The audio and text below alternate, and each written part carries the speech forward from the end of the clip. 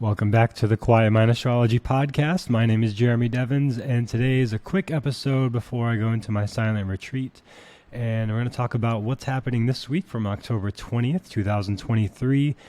As always, if you want to know how this affects you personally, I will be talking about different things for each sign. So you can get your free birth chart at quietmindastrology.com. You can also sign up for free weekly horoscopes where I send this to your inbox every week with more detailed write-ups, so you can plan around it, know what's coming up for the week ahead. Next Saturday, we'll be having our final eclipse of the year, and our final eclipse in Aries all the way until 2030. So pretty big deal, and I'll have an extra episode about that coming up later in the week because I have a limited time as I'm moving, and I got super sick this week with the flu going around town. And I'm going into silent retreat right after this. So getting this out to you as best I can with all that. And it flooded here on my road, so it made moving very difficult. And there was lots of little resistances coming up. And when that happens, I try to just not add any extra resistance and try to go with the flow as best I can, find my unique alignment and not make it worse.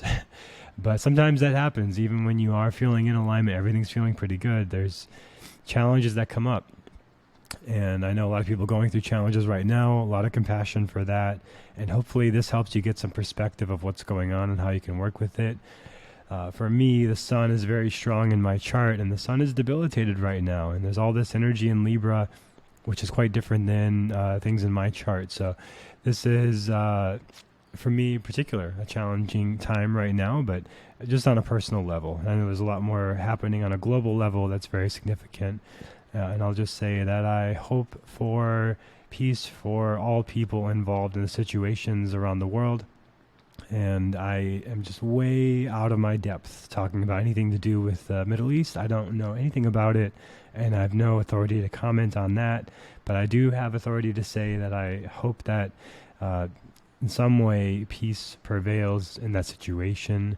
And I do have authority to say I know through my meditation, through reading great books like Man's Search for Meaning and Viktor Frankl inside of the concentration camps in Auschwitz, talking about what it's like to have nothing left except your choice of what to focus on.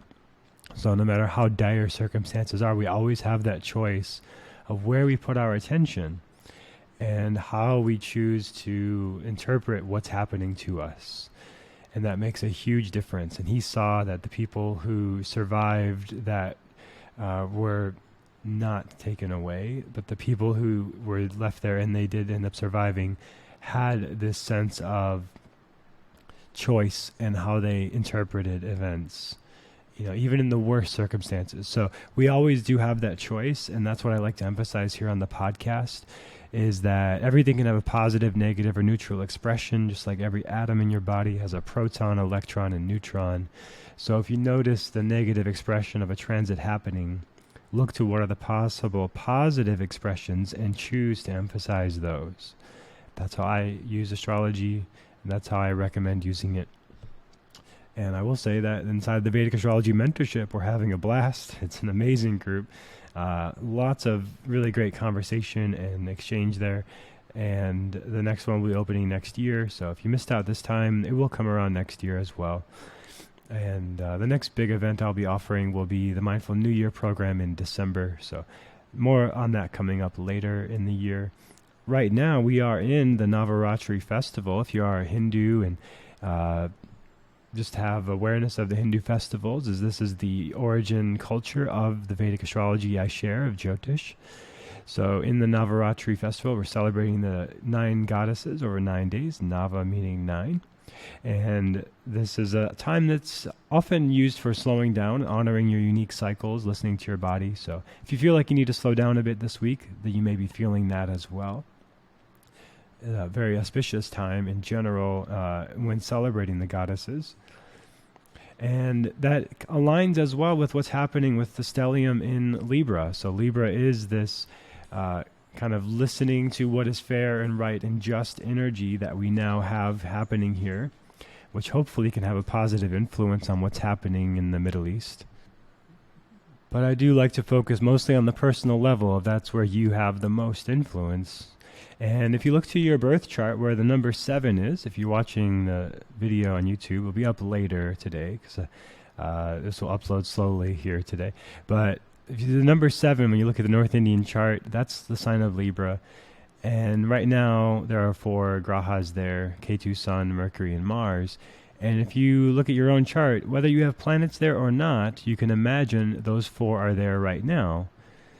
And what that does is it brings this energy of deep insight through introspection. Great time for doing things like a meditation retreat like I'm going into. Intuitive understanding and perception. It's connecting to your intuition. Ketu especially brings that here.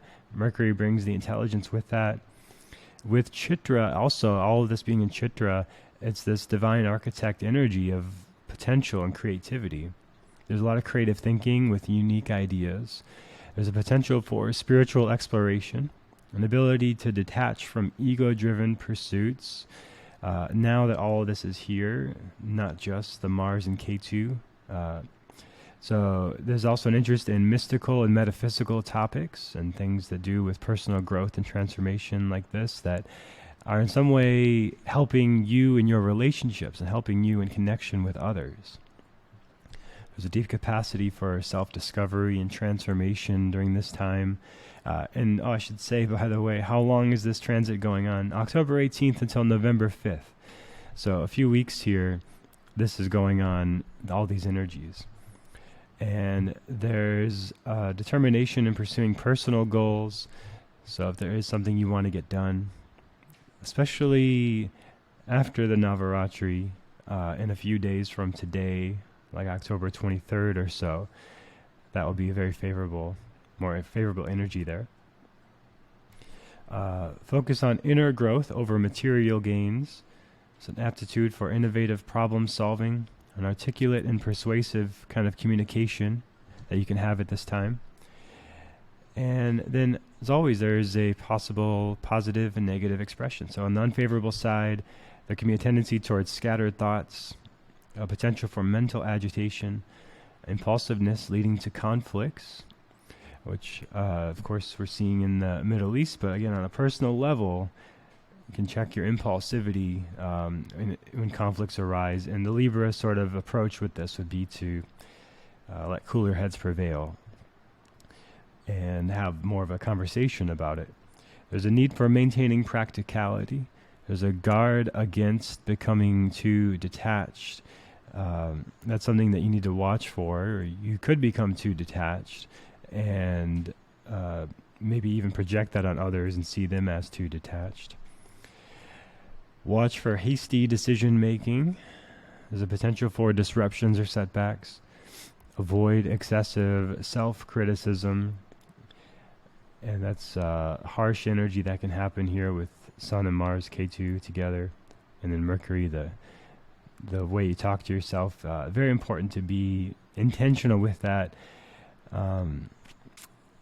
This may be a little intense for some people, but it's something I learned early on in my intuitive trainings.